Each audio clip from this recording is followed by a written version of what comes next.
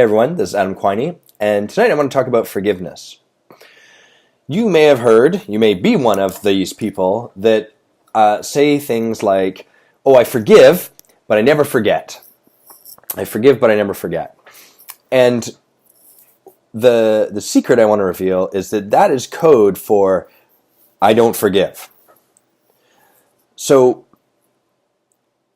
this is where a lot of people get caught on forgiveness, is this belief that, oh, I'm going to let it be okay. I'm going to tolerate how that person screwed up. I will learn to accept that they screwed up. And so there's like, you can almost hear it in that language. There's kind of there's a still holding something on that person, either some power over them or they've done something wrong or, whatever it is. And there's a whole bunch of reasons why people do forgiveness this way. Maybe they've been hurt and they want to make sure they're never hurt again. Or they trusted someone and that person screwed up, so they want to make sure that they never put their trust over there again, because that way they'll never have to deal with the consequences of that person screwing up again, whatever it happens to be. And the trouble with this is that we tend to think, oh, I'm protecting myself against that person.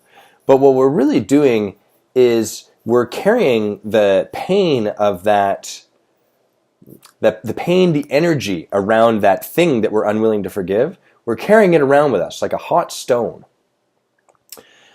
And we tend to think that is sort of like, that's the burden they have to deal with. But it's not. It's the burden that you have to carry. You're the one that's still carrying that. You're the one that carries that around with you. And it doesn't just impact when you run into this person over here, the person that screwed up or did whatever. It also, that burden shows up when you run into this person over here who has a very similar way of showing up. Or when you run into this person who even talks similar to this person over here. Or to this person who might start out a task or a project or whatever very similar to the person that you feel you got burned by, even though they're totally different once they get out, off to the race, once they're actually taking on their life or doing whatever it is that they're doing. And so probably the most valuable thing you could hear from any of this is that when you're unwilling to forgive someone, that's impacting you. It's not impacting that person out there. And so if it's not about forgiving but not forgetting, if there's something beyond that, what does forgiveness mean? And what forgiveness really means, I learned this from a friend of mine, Christopher McAuliffe. Forgiveness means that you get yourself to the point where that person never did anything wrong in the first place. So you can hear the difference in that between I've learned to tolerate that person screwed up. There's still that they screwed up, they did something dumb. Whereas if they never did anything wrong in the first place, we're granting them complete amnesty. And this doesn't mean that, we pretend it didn't happen or anything like that, but it means that we do whatever work we need to do to allow ourselves to get fully into their shoes so that we can really see the motivation behind the action. We can really get the fears that may have led to things going a certain way. All of the stuff that motivated and led to that particular action, so that we can really truly understand it. And that's the kind of the root, the core of any kind of forgiveness. Most people resist this. They resist forgiveness because they want to hold something on someone. I resist this. It's powerful. It feels strong when I'm holding someone down under my thumb because of that stupid thing they did. But has to deal with this all the time. She has to struggle because she might show up late, and then I've got this sort of thing where I hold it on her that she showed up late that one time. And of course the trouble is that she could do all the work in the world. She could change herself, she could buy a calendar, she could do all this stuff. And as long as I'm holding, I forgive but I never forget, as long as I'm holding that story of how she did something sometime, as long as I'm holding that on her, it doesn't matter what she does, because I'm projecting this story that I've created onto her. And so when we create this scenario, it makes it impossible for any real change to happen.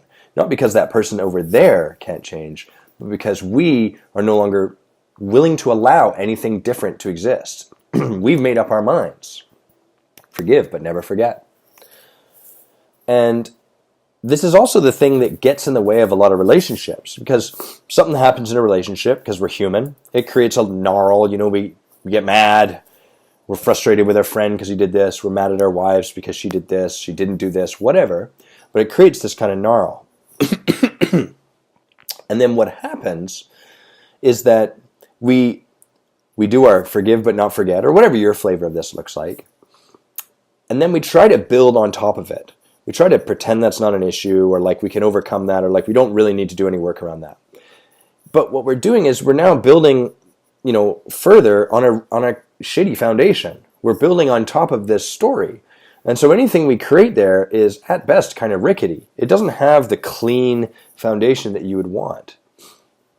And so this really underlies the importance of forgiveness. Forgiveness is what allows us to clear that rubble out, so then we can reinvent, we can create the relationship anew.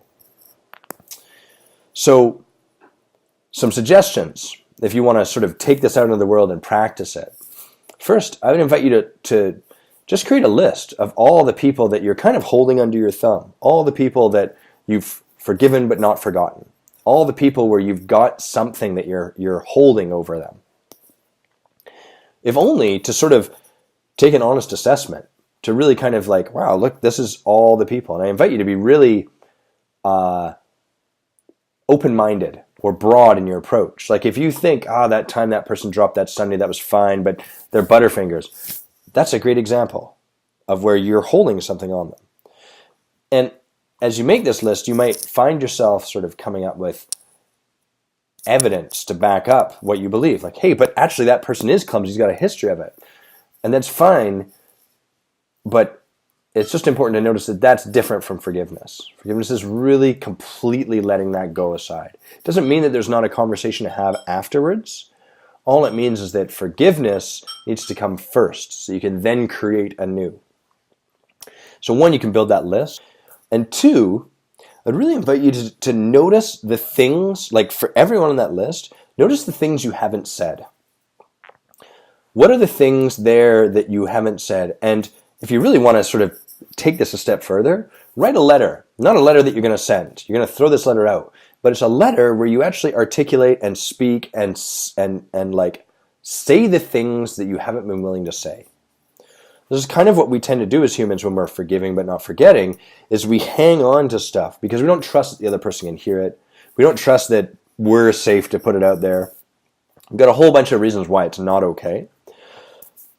And if all you do is allow yourself to express these onto a piece of paper, which you immediately then crumple up into a ball and throw out, or incinerate or shred, you are moving yourself closer towards completion than you would otherwise, closer towards that forgiveness. So it's two things you can take on, and really invite you to just notice the way you do forgiveness. Have a good night.